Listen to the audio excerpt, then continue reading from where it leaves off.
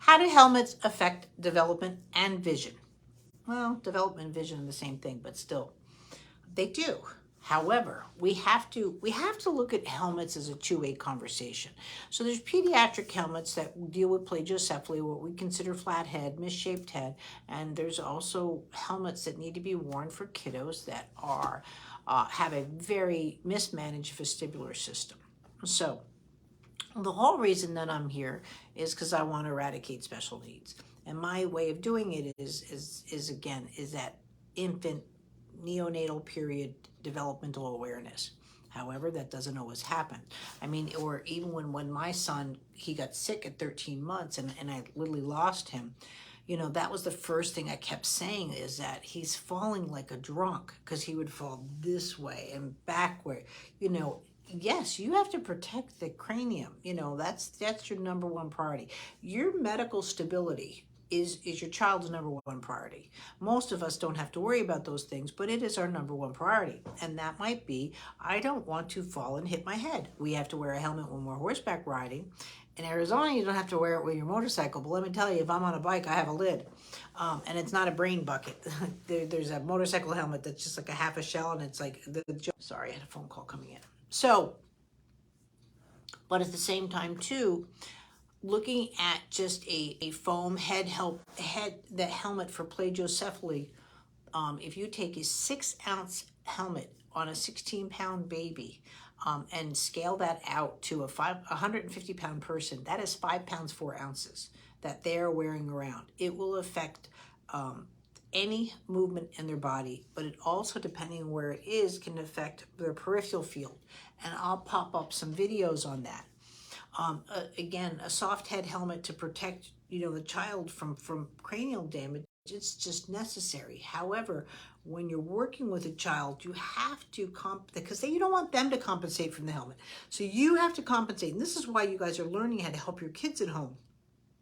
Yeah, I wish everybody can come to the clinic, but that'll never happen. And I don't have enough office hours. But at the same time, too, so when you're working with it, you have to work because you're just adding compression. Even if I lift weights, the whole reason I lift weights differently than most people is because when you're lifting weights, even when you're doing that, and people are like, oh, I'm proud to say I can do a lat pull down now if I wanted to for 105 pounds. But it's still a compressive force. So, and gravity and the atmospheric pressure is compressive. So, you see this as people start to age. And I saw that myself, and I'm like, oh, we need to spring this posture back up. So, but at the same time, too, again, a child's not going to, just that little bit of a weight can cause problem. So what you're looking at first is, before you do a helmet, any kind of helmet, that child needs to be checked visually. And especially too, if the helmet is more severe, meaning like, again, where it's shaping the head, we don't want the eye orbits to be out of alignment.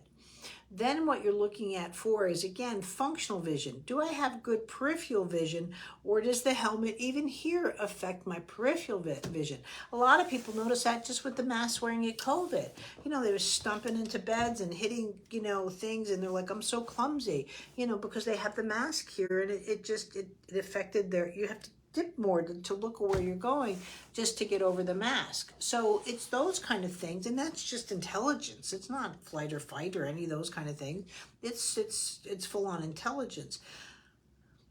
But you want to make sure you have a good evaluation of your child before you go to external sources of influence on their system. So if there is any kind of regression, the brain does not do well with regression, nor does the body, that you can take countermeasures.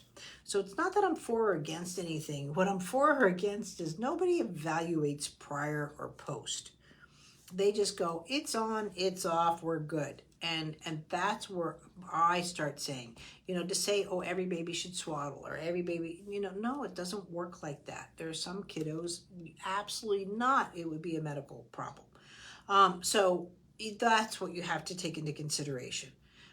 Should the child have developed to get into this position? No, but I don't know the history of the child.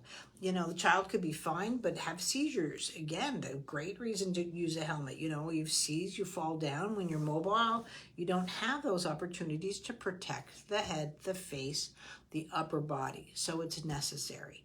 Some kids have a really severe form of autism, especially when you throw in pandas, where they can do self-mutilations or hitting their heads against the wall, those kind of things.